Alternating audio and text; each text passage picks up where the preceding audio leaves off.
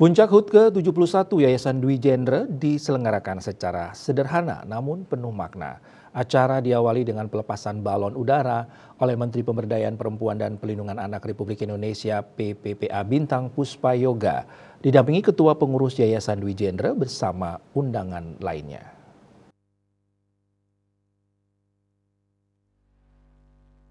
Selain pelepasan balon, puncak perayaan hari ulang tahun ke-71 Yayasan Dwi Jendra yang dipusatkan di Aula Sadugocara Yayasan Dwi Jendra juga ditandai dengan pemotongan tumpeng dan dimeriahkan dengan berbagai hiburan. Ketua Pengurus Yayasan Dwi Jendra Inyoman Satya Negara mengatakan, Yayasan Dwi Jendra didirikan sejak tahun 1953 dan termasuk yayasan tertua di Indonesia yang bernuansa Hindu dan mengedepankan pendidikan karakter. Memasuki usia ke-71, Yayasan Dwi Jendra terus berbenah dan berinovasi dengan meningkatkan kualitas dan mutu pelayanan. Upaya yang dilakukan diantaranya peningkatan sumber daya manusia, baik untuk pendidikan maupun tenaga kependidikan, membangun sinergi dan melengkapi sarana prasarana guna mendukung pembelajaran dan meningkatkan kualitas siswa di semua jenjang pendidikan.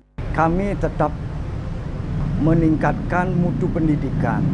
Yang pertama itu yang paling penting, meningkatkan sumber daya manusia yang ada di Yayasan Dwi Jendra dan melengkapi sarana prasarana yang ada di Dwi Jendra. Jadinya dengan adanya pendidikan ini maka akan terjalin dan berjalan dengan baik apabila sumber daya manusianya, sarana prasarana pendukungnya itu sinergi. Maka dari itu pendidikan, mutu pendidikannya akan lebih meningkat. Itu harapan kami ke depan dan terus kami upayakan yang terbaik untuk masyarakat Bali. Sementara itu, Menteri Pemberdayaan Perempuan dan Pelindungan Anak Republik Indonesia Bintang Puspayoga mengatakan, kontribusi Yayasan Dwi Jendra dalam dunia pendidikan tidak perlu diragukan lagi.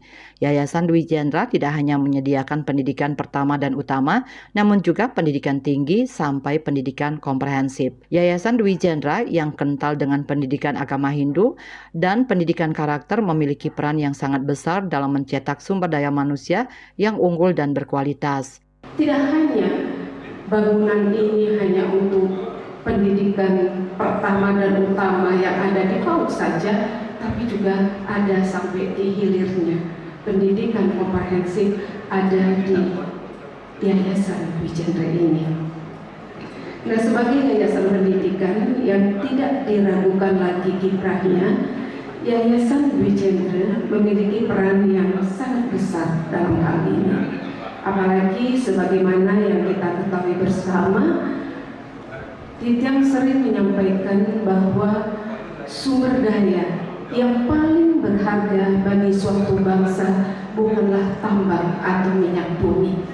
Sumber daya yang paling berharga bagi suatu bangsa adalah sumber daya manusia yang berkualitas.